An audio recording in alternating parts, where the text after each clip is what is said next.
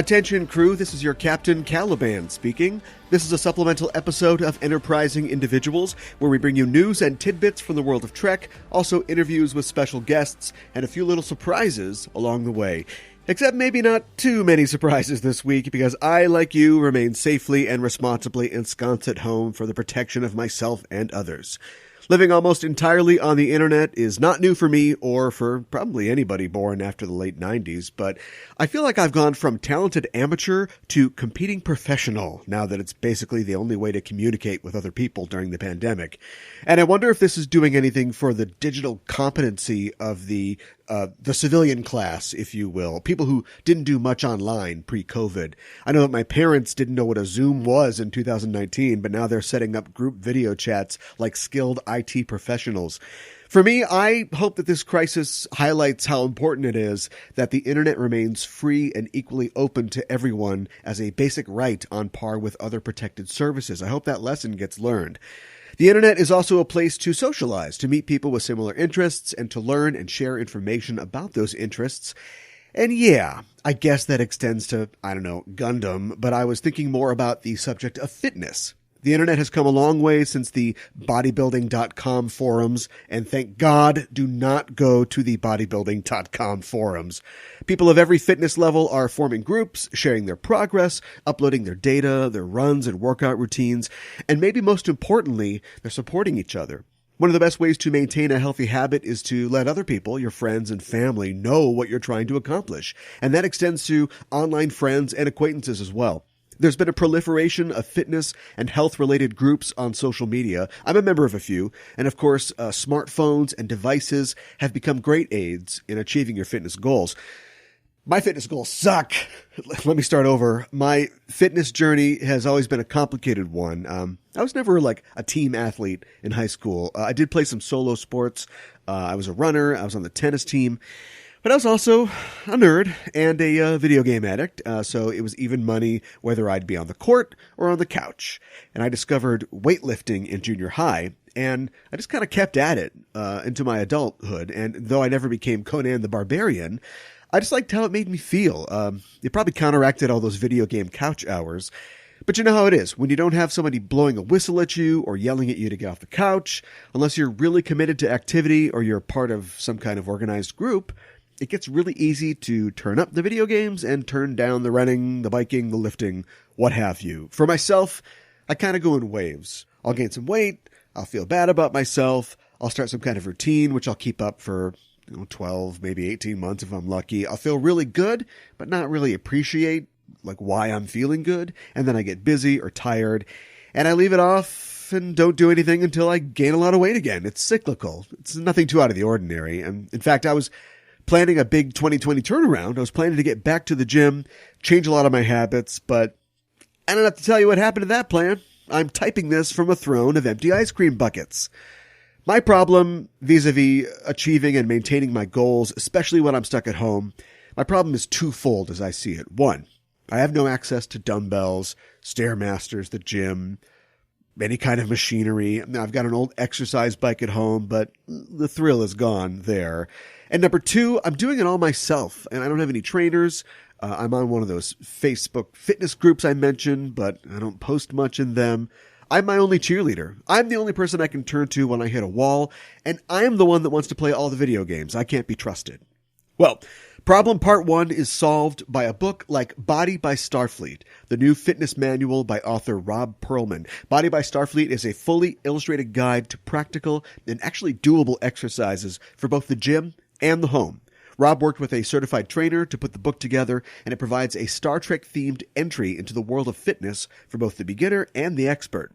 Rob joined me recently to talk about the book, also his own fitness journey, and part two of my problem as well, motivation. We talk about staying motivated, getting involved with other like-minded individuals, leveraging their Trek fandom to get that Starfleet physique. And that's our subject for the show today. Enjoy my chat with Robb. I'll be back at the end of the show for the cool down. I hope you're all limbered up. And with that, let's get underway.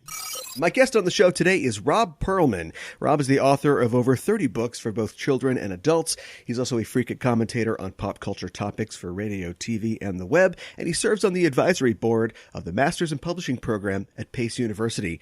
His recent book, Body by Starfleet, is a fully illustrated guide of practical and fun exercises to help Trek fans live long and prosper. Robb, welcome to the show. Thanks so much for having me. It's great to have you here. I always ask first-time guests on the show, when did you first discover Trek? How did you become a Star Trek fan? Oh, my God. Such a good question. I've been very lucky in that I was born into a world where Star Trek already existed. Sure.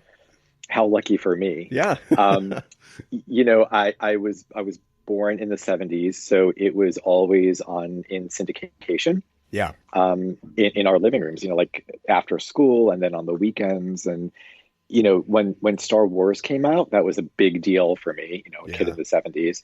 But that was like a movie event, and you went to the theater maybe once or twice and you saw it, and it was this big thing. But Star Trek, I always thought, was a much more personal and intimate experience. Yeah. Because it was literally beamed into your home. And it was the kind of thing where you could watch it with your parents and your friends and your grandparents and your aunts and uncles, and everybody was able to get something out of it. So it just sort of became a part of the background of my life from a very young age. And then once that movie came out, I remember seeing it, I think it was opening week, with my aunt and uncle. And thinking, oh my God, they could make a movie out of a TV show, and just being blown away by that. And it changes everything. And then other people found out you could do that, and then all bets were off. But yeah, right. Yeah, it was always there. It was ingrained in me at a very, very young age. I was thinking too about the fact that I think that we're fairly similar or same age, and it was just on like all the time because there were 3 or 4 channels tops. And so if channels weren't running their first run, their primetime programs, they were just filling in the blanks with syndicated stuff. So I got so much Trek watching in, I think around the time that either when Wrath of Khan came out or Search for Spock came out, they really started to ramp up the reruns on the local UHF channel in town. And so I got a whole education in the original series just in time for TNG to premiere in 1987 when I was ready to go. Yeah. Yeah. You were primed. I was primed as a Star Trek fan. Yeah. I remember it was on Channel 11 here in New York. It just seemed like it was on a continuous loop. Yes. But to your point, I think as the years go on, they must have renegotiated their license agreements and just had all of these episodes to burn in the afternoons and on weekends. Yeah, yeah. And I wonder too about, there's so many more channels now, there's so much more content. If people would even have the chance, young people today would have the chance to find something like the way we found Star Trek. And I'm sure that young people also have access to forms of communication that I will never understand. So I'm sure that things are still getting out there and people are still finding their shows. But yeah, a lot of Saturday afternoons for me watching Star Trek. Absolutely. And, Star Trek's always that thing. And I think it is, especially now, too, because there is so much content out there. It's a great word of mouth show as well. Mm-hmm. Yeah, definitely. And now that there's 55 or so years of content, there's something for everybody. Yeah, certainly. Do you have a favorite series? Most of my books have been based on the original series, so that always holds a special place in my heart. And, you can't do better than Leonard Nimoy as far as I'm concerned. Yeah, it's true.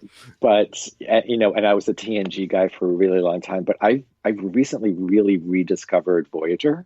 Yeah, me too. And I'm loving it. Yeah, I'm really, because it came right at the time when I was probably deep into my studies in college. And so I just didn't have time. And it was just at that point, absorbing TNG, and now you have to here's a whole new family. It's DS9. And then you eventually come to love them. And I think it was just one too far for me. So I let a lot of that go, but now I'm getting it in streaming. And apparently a lot of people are. And how wonderful for that. Mm-hmm, mm-hmm. When it came around, I think very similarly, I just felt a little Star Trek saturated. Yeah, yeah. It was like, okay, this is like a bottle series. I sort of get it, and they're going to go off and do their thing. And there was just, at that point, I thought overwhelmed by content. Yeah, right. Little did we know. Yeah, right. Yeah, Enterprise never had a chance. No. But now, of course, poor Enterprise. Yeah, well, yeah. You were talking about word of mouth before and just sharing things, on social media, and I think that has really buoyed up the CBS Trek series, who are out and they're getting a lot of viewers and people are really liking them. But I'm seeing so many posts and things like that, and it's just a whole new environment for fans now as compared to when we were growing up. Oh yeah, it's so great, and there's so many more ways of people being able to connect and share their joy of Star Trek. Yeah, yeah. It's wonderful to see. I have to ask, because we are living in interesting times currently, but as a New Yorker, how has the coronavirus outbreak affected your day-to-day life? Well, currently I live in New Jersey, and I haven't been back into the office since before I left on the Star Trek cruise. Oh. So it's been about a month since I've set foot on the Isle of Manhattan. Sure. And it's pretty scary. There's something very eerie about seeing tents set up in Central Park and empty subway cars. And it's weird. It's a weird time. Yeah. Bright side, no tourists cluttering up the place. Nobody's asking you where the Empire State Building is. So, which is fantastic. You could go in during lunch hour and get a sandwich very easily if anything was open. Right. Yeah. Maybe take it out. But yeah. You mentioned the Star Trek cruise. I had a bunch of friends that were on it this year. And of course, I sat home watching all their pictures on Instagram and feeling really jealous. And it was really fortunate that you guys got home like right as this thing started to break wide. Indeed. We got off the boat. And then I sort of called the office and I was like, I've just been on a cruise. Like, am I even allowed back in the office? Should I go back home? Yeah. Should I go back home? Can I enter New York? Can I cross the bridge or whatever? And then everything just went kablooey. But I have to say, on the cruise itself, there's lots of photo ops and autographs. And, I'm very fortunate where I'm able to do a bunch of panels and meet a lot of the fans and do some book signings and lots of different things. And in years past, everyone was shaking hands and hugging and being very, physically affectionate and close. And now everyone was just doing Vulcan hand symbols. Right. And washing with Purell every 4 seconds. And, we were at that point, we're also on the high seas. We were a little disconnected from what was going on in the real world. Sure. So we knew that something bad was happening, but we really didn't know how bad it was happening at the time. Yeah. That's it. Wow. Just surreal. It's sort of delightfully ignorant, but everyone was super careful about it. It was good. We all banded together, like Starfleet. We were all in together. That's right. All serving together. Exactly. In addition to writing, you're also an editor, and I read that you had been an editor on some movie tie-in books, including Scenes of Anomalisa, which was an enigmatic and challenging film, to say the least. Indeed. It usually takes about a year to a year and a half to get a book out. Mm-hmm. And we did that book in 8 weeks. Wow. Which was amazing. Yeah. we were exhausted by the end of it. It was phone calls with the filmmakers and the studios until literally 11, 12 o'clock at night, just trying to get it out. So I got to see the movie before it premiered, which was trippy. And then after it premiered, when we were publishing the book to sort of celebrate it, and it was an experience. It was great. That's fascinating, and it's such. I mean, it's a very different sort of movie, intentionally. And of course, it's by Charlie Kaufman, who is never. I don't think he's ever done anything. His creative philosophy must be, I'm going to do something I've never seen before. Like, nobody's done this. So let's do that.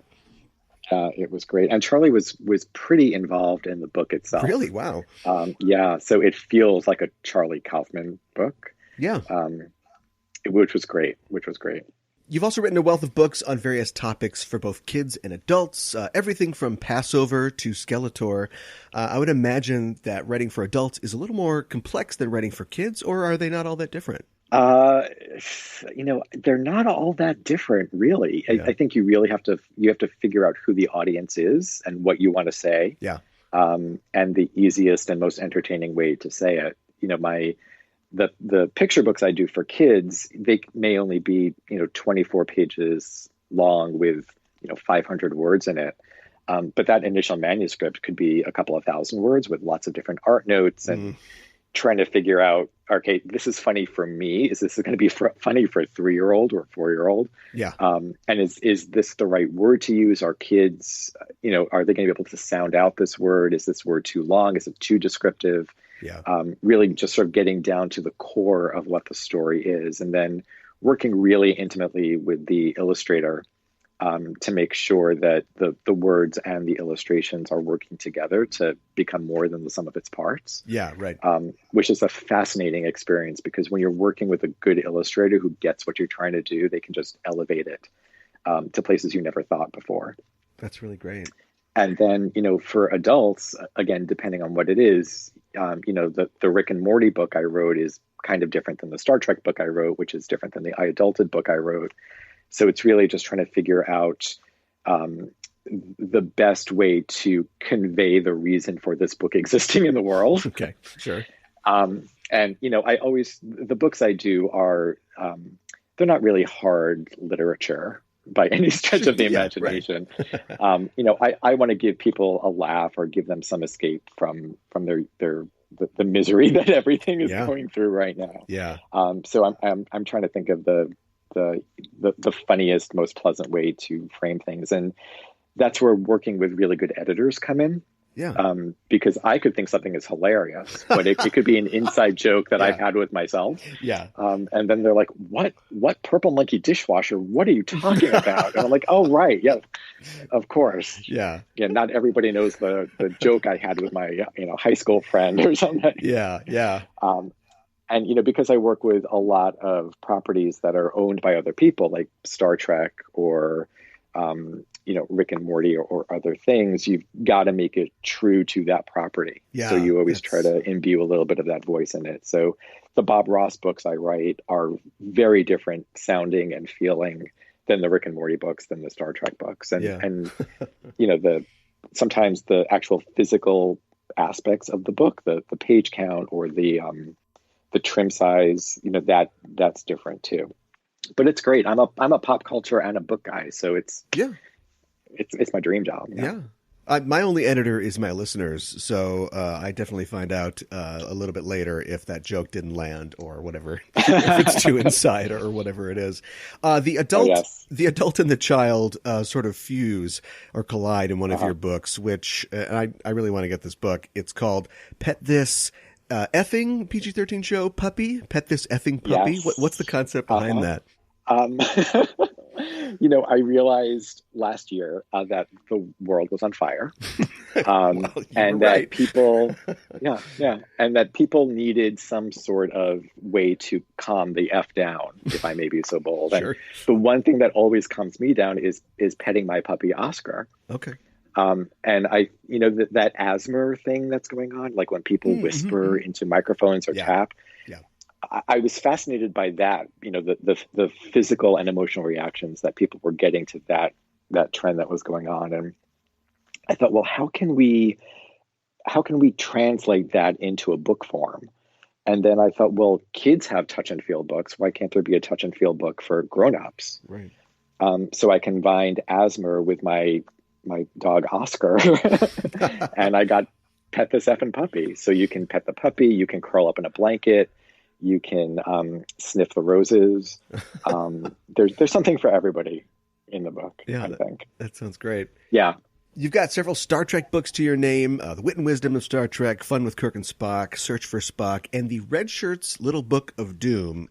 Trek is nominally for grown-ups, but I know I liked it a lot as a kid. And we all know the shelf life of the average redshirt. They're probably only one mission away from a grisly end. How did you make the harried life of a redshirt fun for kids? Or did you? I mean, kids got to learn about death sometime. Hey, you know what? Everything's a teachable moment. That's right. I thought I've always loved a good red shirt joke. I try to go for one as possible. Yeah. And I thought there must have been, there's more to a red shirt than just his grisly demise, or her grisly demise Sure. in 2 cases. So I really wanted to explore what other indignities Redshirt had to live through in his sad, sad life. So I try to make it kid friendly, but I think adults are really going to dig it too. Okay. So, a dog eats his homework, or he mixes up his white underwear with his red shirt and everything turns pink. And Yeah. he's at a birthday party with a piñata that's shaped like Baylock. And Okay. I think it's Yeoman Rand is trying to hit it, but she misses and hits him right in the crotch. Sure. So poor Redshirt. Yeah. Poor Redshirt. I love sad sacks, and I love pile-on jokes, so I think I have to check that one out. One of your latest books is called Body by Starfleet, and it stands apart from most fitness guides or workout books because it's got a Klingon doing a clean and jerk on the cover, as well as a Vulcan and an Andorian, and this is tuned to a very specific frequency for fitness-minded Star Trek fans. Indeed, yeah. I decided to start on my own little fitness journey a couple of years ago. I am not an athletic person. I'm not outdoorsy at all. But I was just feeling, I was working all the time at a desk job and, coming home and commuting. And I was just feeling tired and just kind of worn down by just life in general. And I thought, there's got to be something that I can do just for myself to improve the way I felt physically, the way I was feeling mentally. So I went where I've never gone before, boldly, and I joined a gym, a local gym here in my neighborhood in New Jersey.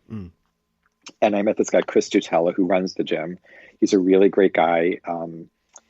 And I was terrified because I didn't want to walk into this gym, a skinny little guy who couldn't do one push-up and be surrounded by all of these lunkheads, who all they wanted to do was either lift me up to prove how much they could weigh, or, it was just not a world I was familiar with, and I was scared of it. And after a very short amount of time, I realized that everybody there was there to support each other. There was absolutely no judgment. Everyone was there from different fitness levels, from different backgrounds, but they were all there for a common goal, and that was to make positive changes in their life. So while all that was happening for about a year, I was going to Star Trek conventions, and I did the cruise, and New York Comic-Con and San Diego Comic-Con, and I was getting really one-on-one feedback and interaction with the Star Trek community because of my other books and because of everything else I was doing. And I noticed that the group of guys in the gym were really not that dissimilar from the Star Trek friends that I was making, because they felt like family, and they were all from different backgrounds at different fitness levels. All encouraging each other, and all there for a singular purpose, which was to celebrate Star Trek. And I thought, well, those two groups, although they may seem completely different, were actually much more similar than either one of them thought it was. And then I went back to the gym, and as I was doing some of the exercises, I was sort of in my head making up Star Trek names for them. And I was enjoying it a little bit more, because working out for me, and probably for a lot of people, is not particularly fun. You're straining, you're sweating, you're out of breath, you're gasping for air sometimes. But I thought, if I could laugh my way through this, or at least have a little bit of a smile on my face, that hour didn't feel like an hour. It felt like 45 minutes or a half an hour. And I thought, well, maybe other people would benefit from that as well. Any hobby like that, no matter how Charles Atlasy or whatever it is, can be as nerdy as something like Star Wars or Star Trek fandom. I've found, I wouldn't call myself like a super athlete, but I have been going to the gym and working out for a large part of my life. And those people can get so nerdy about the right technique and the ways to do things and how much you should do it, and then diet and supplements. And you've got guys talking about glutamate and all this other stuff. And a lot of it sounds like Star Trek technobabble. Yeah, I think they could be very similar to each other in terms of interest. Yeah, absolutely. I remember going to, I think it was a New York Comic Con, and I was taking the bus into New Jersey, and one contingent came on of cosplayers, Mm, which, they were dressed up as elves and wizards and whatever. And I was like, that's just another Tuesday for me. So it didn't really, I sure, didn't bat sure. an eye. And then another contingent came on of guys who were clearly going to, I guess, some sort of corporate challenge or something. And they were all wearing the same color running shorts and the same color shirts and carrying, the same color gym bags. And I was like, that's the same, that's cosplaying in just a different way. Right. Yeah. So It's I was like, Under you should all Armor talk to instead each of other. medieval armor. Yeah. Exactly. Right, Exactly. yeah. Yeah. It can be really hard. I've heard this from a lot of my Trekkie friends, and it applies to me too. I mean, it can be hard to exercise. It's not just hard to motivate yourself, but it's difficult to find the time and space. A lot of us work in the office or at home, and going to the gym seems intimidating. But even, we're in a position like we are now where you can't even go to the gym because the gym is closed anyway. And one of the things that I think is great about the exercises in Body by Starfleet is the fact that you can do them just about anywhere. Yeah, it was really important to me, first of all, to make sure that these were real exercises. Mm-hmm. These weren't joke exercises. Right. These were exercises that you could have fun with.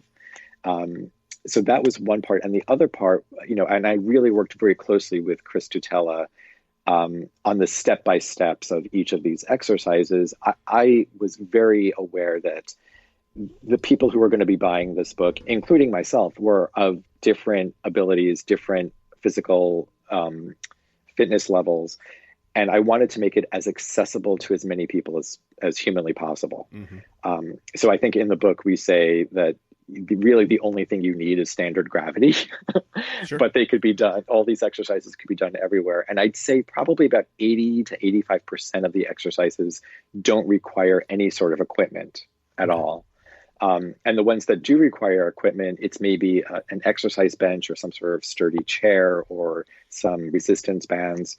I really wanted it to be as pleasant an experience and as accessible for as many people as possible, including myself.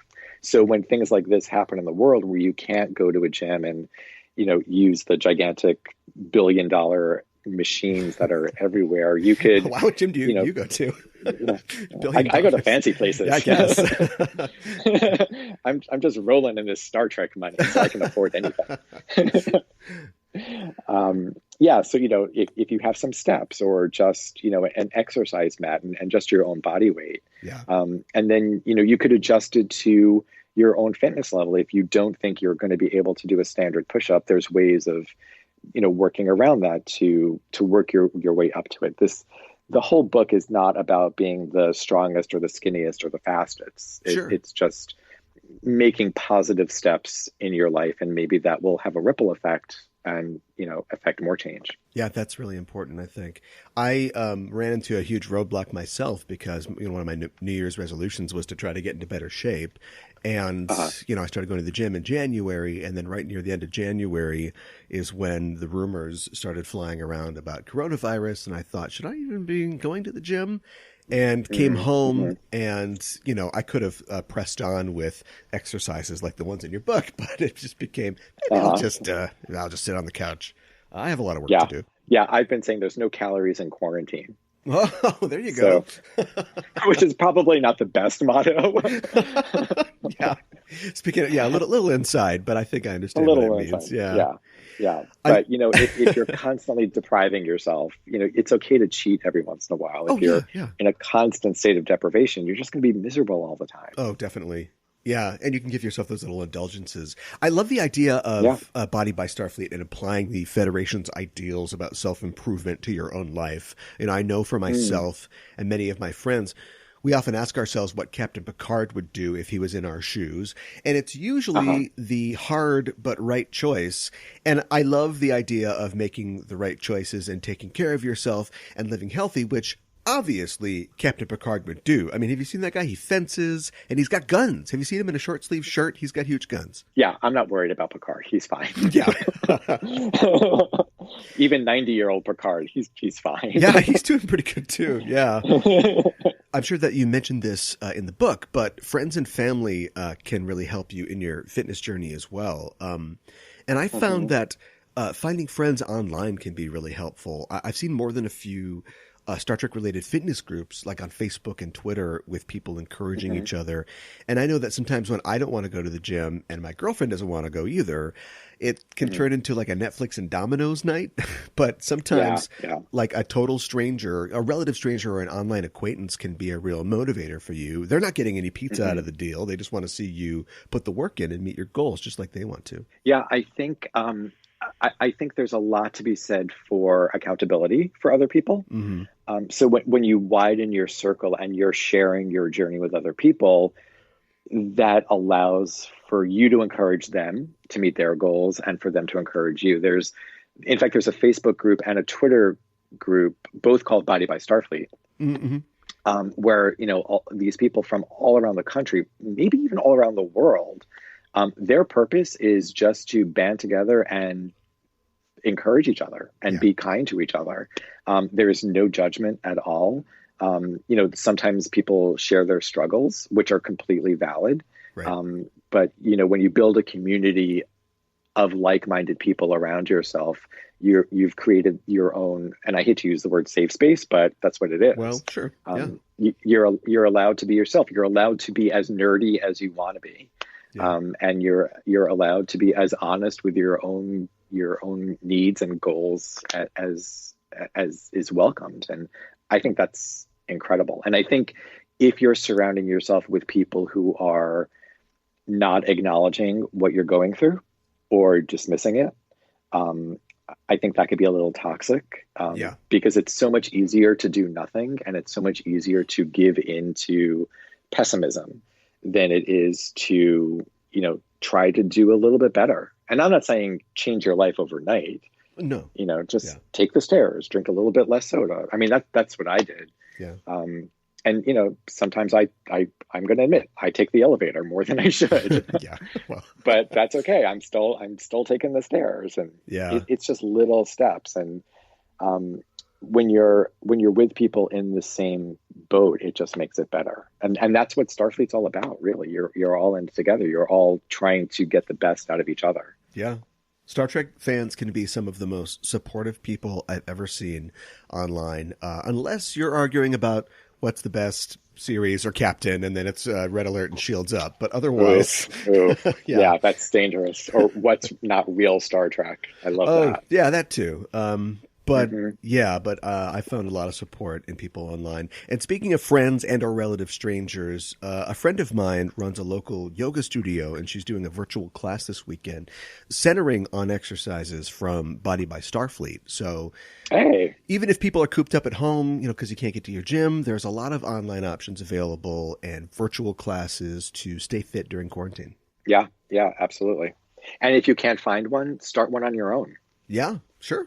I'd have to imagine that the holodeck, speaking of virtual environments, the holodeck would be one of the most incredible fitness tools that you could have, because I guess you could just turn it into a gym if you wanted to, but you could mountain climb. And I think you could also maybe trick yourself into working out. So like say that you just hate working out, if you're going on like a spy adventure or something like that, and it required running or maybe climbing or something like that, you can kind of trick yourself into getting some exercise. Right. And if you want to dress up as Robin Hood while you're doing it, then hey, go for it. No one is going to judge you at all. Not at all. What happens on the holodeck stays on the holodeck. It has to. Right? Yeah, it has to stay there. Just one more thing before we go. I was on YouTube and I saw that there was a book trailer for Body by Starfleet with examples of some of the exercises. Is that you in the trailer? That's me. Okay. I thought so. That's me. Yeah. Wearing tights for everyone to see. Yeah. How did that come together? We were at Star Trek Las Vegas, and the good people at StarTrek.com were there with their cameras. And I was like, hey, we've got all these sets here. And the book is coming out pretty soon. Why don't we do something that's a little out there, but could be a lot of fun and a little wacky? So we designed sort of like a 1980s themed, sort of like a Jane Fonda workout advertisement. Yeah.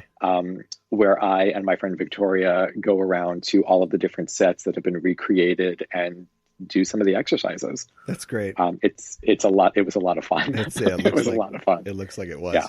Have you done any other on-camera work for other book trailers? No, this was my big premiere. Okay. I'm sure the offers are just going to be rolling in. Well, yeah, I was thinking I've got a good one in mind for 101 Ways to Kill a Zombie. I think that could get kind of colorful. Oh, okay. Talk to my agent. I'm sure we can. Okay, all right, we'll set that up. Yeah. Well, thanks so much for joining me today, Rob, and I hope that people check out Body by Starfleet if they're looking to improve or maintain their fitness. Where can people find you online? I think the easiest place is just go to robbpearlman.com, and you can get links to all of my social media and all of my books and all the good stuff. Okay. And I know that you've got a couple books that are coming out this year, like Bob Ross, My First Book of Colors, Bob Ross Cookbook, and The Office, A Day at Dunder Mifflin Elementary.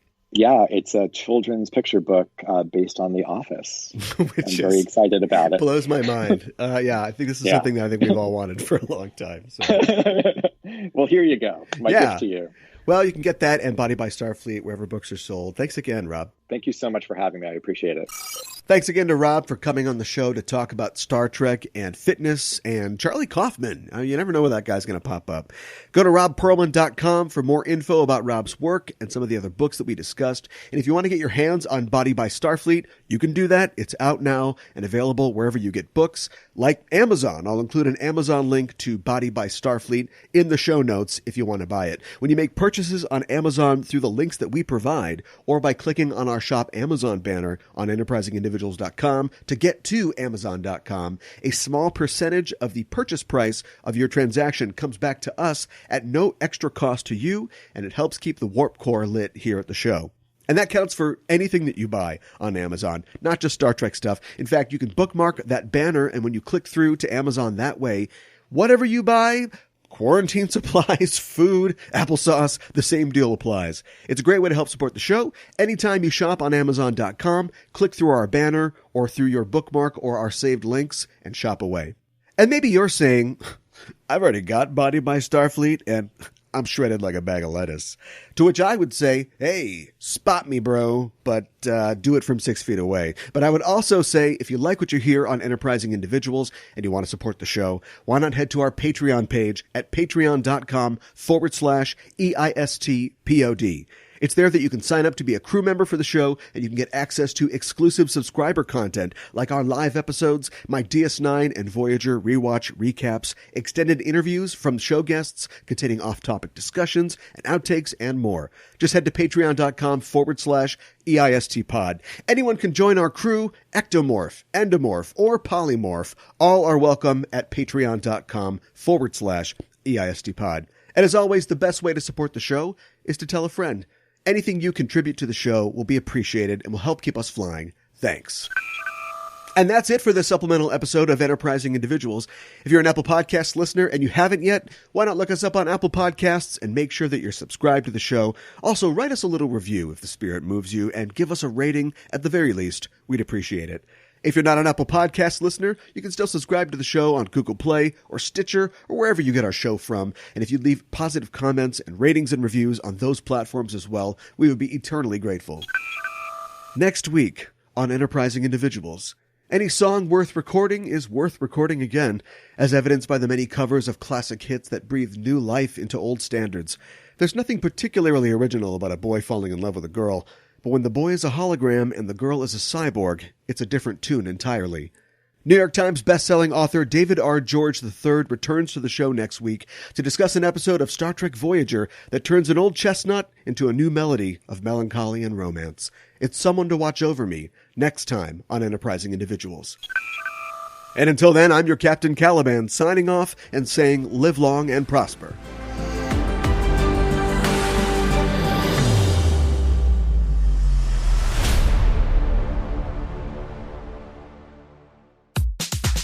Hey Trekkies, I'm Caliban. And I'm Gooey Fame. And we're the hosts of the new podcast, Backtrekking. I thought that we were going to say it together. Oh, Backtrekking. Do you want to do it again? Just don't worry about it. Every week, we look at the real-life inspirations behind classic Star Trek episodes. The original series, Next Gen, DS9, Voyager, and more. And we're examining the actual events, stories, and concepts that they're based on. Join us as we go trekking through sci-fi history. You know, we have a time machine. Let's go back and do the intro again. Hey, Trekkies, I'm Caliban. Backtracking! God damn it!